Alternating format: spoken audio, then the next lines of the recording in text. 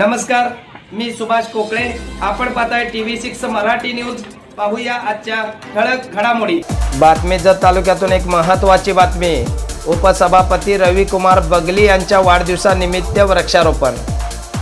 जत पंचायत समितीचे उपसभापती रविकुमार लक्ष्मण बगली यांच्या वाढदिवसानिमित्त व जागतिक पर्यावरण दिनानिमित्त 111 वृक्षांचे वृक्षारोपण जिल्हा परिषद शाळा मोरबगी या ठिकाणी करून साधेपणाने वाढदिवस साजरा करण्यात आला.